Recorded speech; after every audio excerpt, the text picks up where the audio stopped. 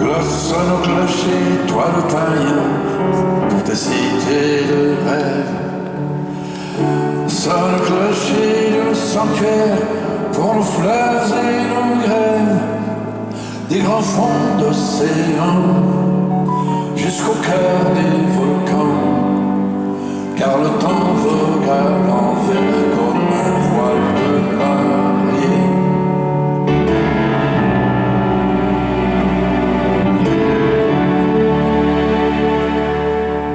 Cloche sonnée de Saint-Pierre, au vent de nos saisons, résonnée d'une voix de fer pour les hommes de raison, car nos jours sont comptés pour nos champs, nos cités, et qu'un soleil noir descend sur les vaches sacrées.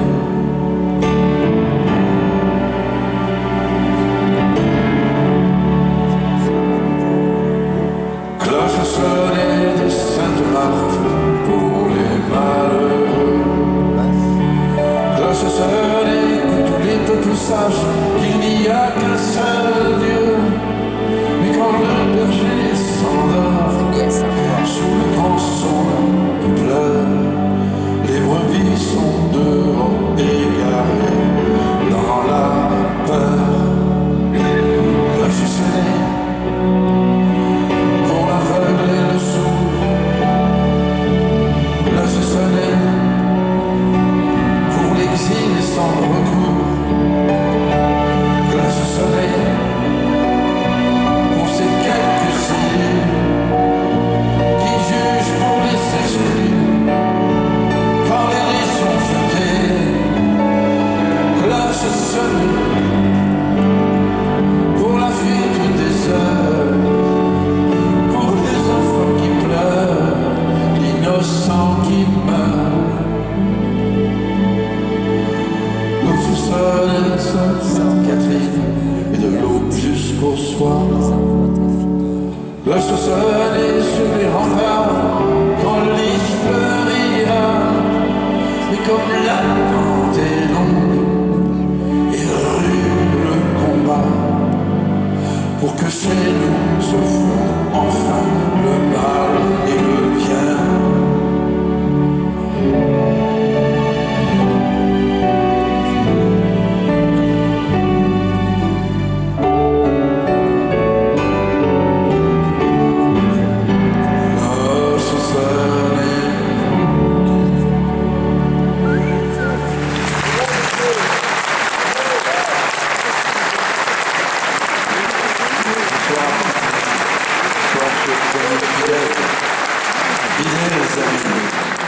Merci pour votre présence en ces temps difficiles, si difficiles et si cruels. Merci à l'église de Saint-Jacques qui nous ouvre ses portes et nous accueille, qui m'accueille et m'ouvre ce nouveau chemin que j'ai choisi sur le plan culturel, car pour ne rien vous cacher, je suis chrétien, mauvais pratiquant, mais je ne me sens pas vraiment, comment dirais-je, coupable. Le monde a évolué, et justement c'est cette évolution qui me conduit tard dans la vie, mais sur ce nouveau chemin qui pour moi a un sens important, car j'espère que nous pourrons contribuer à sauver ces monuments de merveille, ces monuments sacrés pour qu'ils ne soient pas massacrés.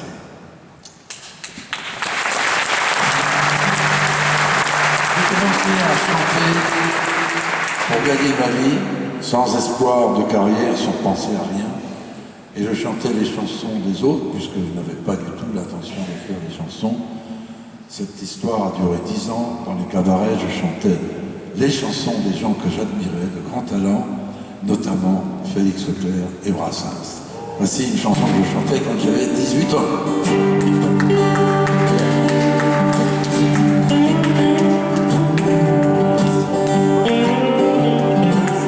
C'est un petit bonheur que j'avais ramassé. Il était tout en pleurs sur le bord du fossé.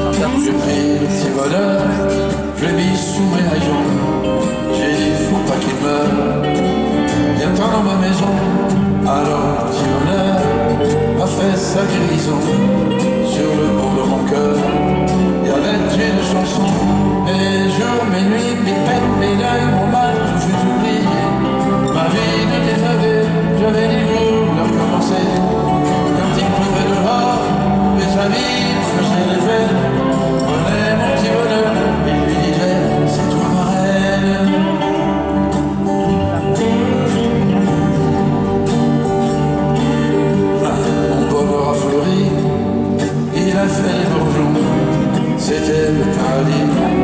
Ça se voyait sur mon front, au un matin joli, je chantais ce refrain, mon vol est parti, sans me donner la main.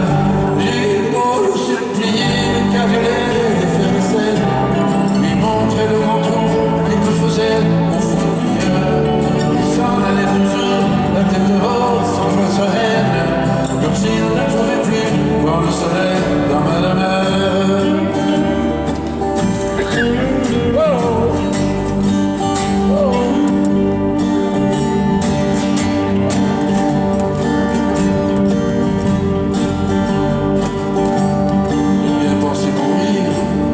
Chagrin et d'ennui, j'avais cessé de rire. C'était toujours la nuit, il me restait l'oubli, il me restait le mépris. Enfin je me suis dit, il me reste la vie. J'ai repris mon bâton, mes vies, et je reste dans le pays de Paris.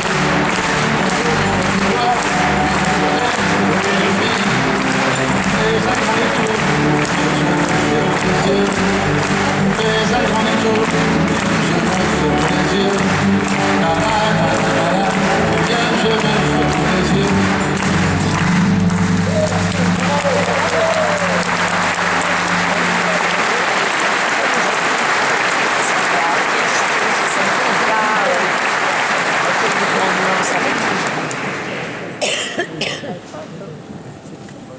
Ma guitare est tombée pas. Alors, ce qui va me déstabiliser beaucoup, je vais faire un test. Est-ce qu'il y a des jeunes parmi vous? Oui.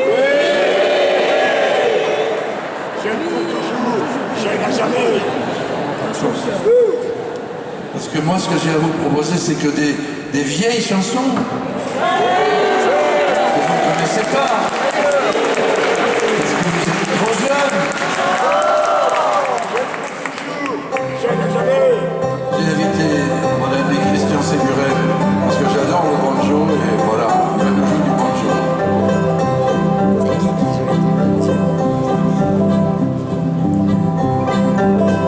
J'ai connu Émilie au premier janvier. Elle était si jolie, elle est gentille, Dieu l'aimait là. Dans la ferme endormie, chaque fois que je la vois, son cœur avec un fusil attendait derrière la mort. Il me chassa au premier jour qui me fusilla. Mais un jour dans la grande zone, au premier jour qui reste sur mes genoux, des jolies derniers là. Une force d'Africa, je me relevai en hurlant. J'ai bouffé à travers moi, son père me jeta dans le vent. Il me piqua et me fourcha. Mais dans le grain des yeux de foin, au premier janvier, puis il finit plus sans fin, des gentilles derniers là. Son père voyant le tableau, me fit connaître un peu plus tard les grenouilles et les crapauds au fond de la mare au canard. Il m'injuria et me noya. J'ai connu le ciel blanc au premier janvier. J'ai connu le tas cochon des gentils derniers là. J'ai laissé mes amours là, une fois j'ai frôlé la mort. Est-il encore derrière moi? Que m'importe, je cours encore. Je vais au premier janvier.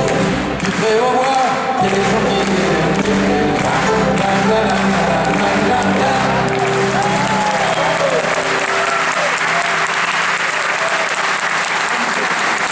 Mais le temps passe. Le temps passe. Alors là, nous sommes en 1964 et je suis invité à chanter à Copenhague pour le Grand Prix de l'Eurovision, où je vais me classer 4e. En fait, j'étais 3e. J'étais 3e, mais il ne pouvait pas y avoir d'ex-aequo. Alors on m'a expliqué qu'ils avaient décidé que je serais 4e. Je représentais la RTL, Luxembourg. Et le troisième, vous ne pouvez pas lutter contre, il représentait Monaco. Le pognon, toujours l'argent. Hein. Et qui c'est qui a gagné le Copenhague en 64? On fait un test pour voir si vous êtes aussi français. Gigliola Cinquetti. Elle était jeune, elle était charmante, etc. Et quand à la répétition, je l'ai vu répéter, je lui ai dit, toi Mathilde, tu vas gagner. Elle m'a dit, mais non, elle avait peur comme ça. Je lui ai dit, écoute, tu vas gagner, je te rassure. Donc elle m'a pris en amitié et pendant les résultats,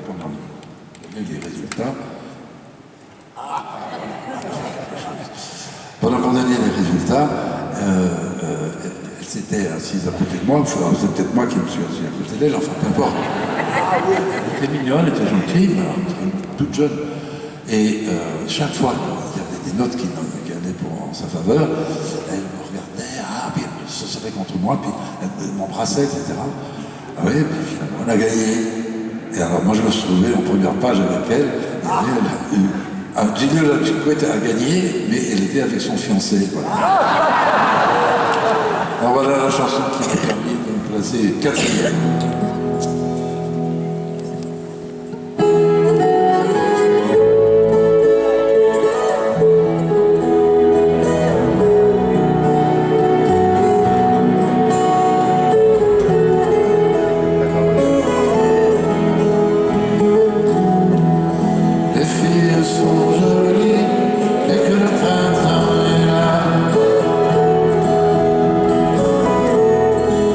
Mais les serments s'oublient.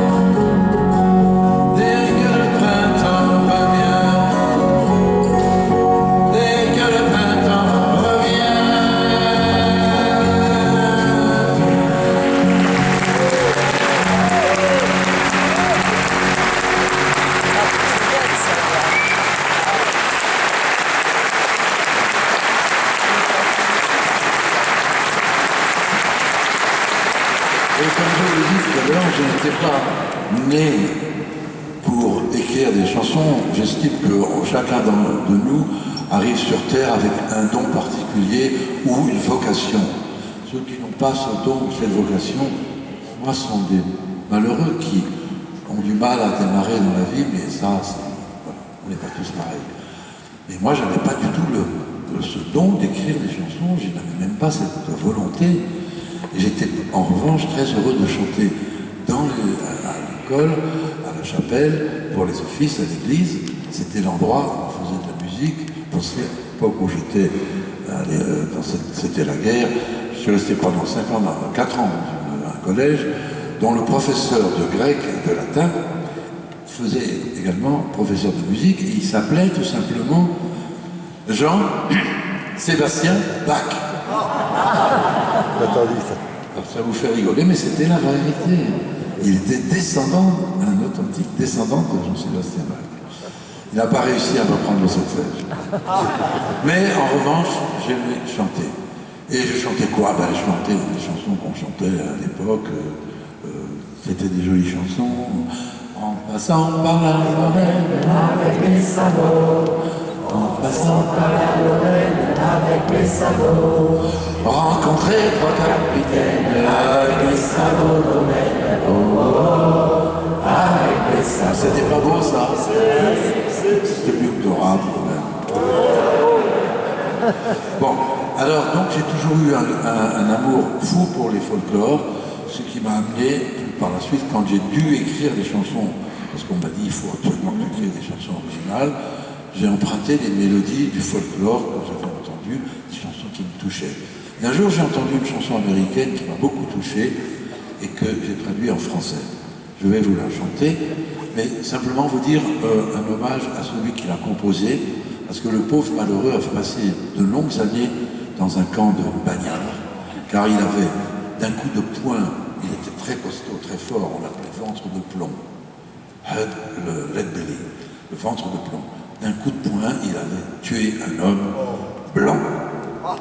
Le pauvre malheureux était noir, et être noir et tuer un blanc, c'était quelque chose de terrible dans les années 20-30.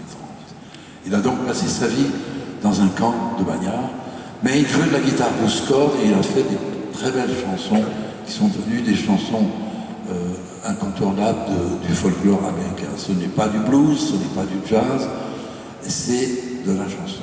Voici une des plus belles chansons de Huddie Ledbetter, Lead Belly.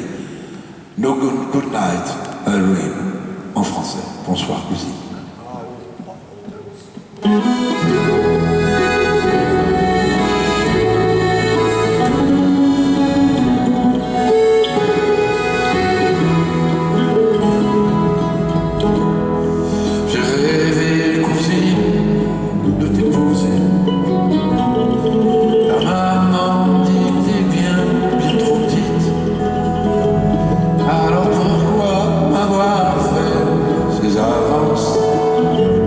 Maudit soit le jeu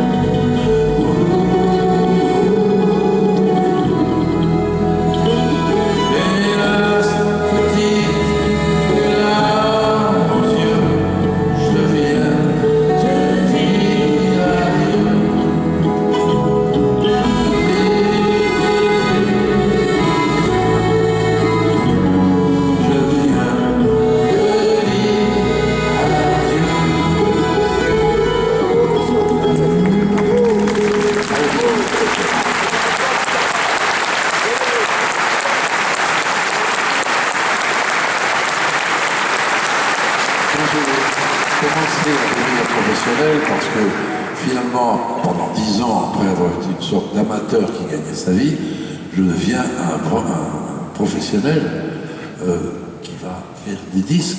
J'ai déjà 30 ans. Et à cette époque-là, ceux qui faisaient la loi à la radio, il fallait passer à la radio, c'était les jeunes qui étaient dans l'émission de Daniel Philippaki. Comment ça s'appelle? Salut. Ah ouais, vous vous souvenez de Salut les copains? Salut les copains a disparu complètement. Mais à l'époque, qui c'est qui faisait la loi? C'était Johnny, c'était Sylvie Vartan, Johnny, Adamo. Et puis moi, j'étais rien du tout. Pourquoi? Je ne sais pas. Il faut dire que j'avais 10 ans de plus que tous ces gens-là. J'étais le plus vieux de tous les jeunes. Bonne formule.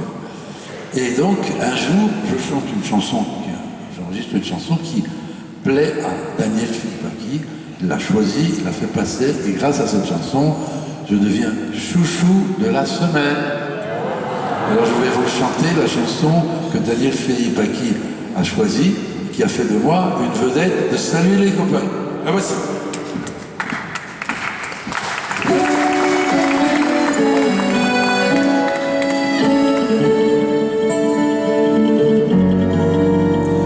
Tu t'en vas ce matin et le long de ton chemin, la clairière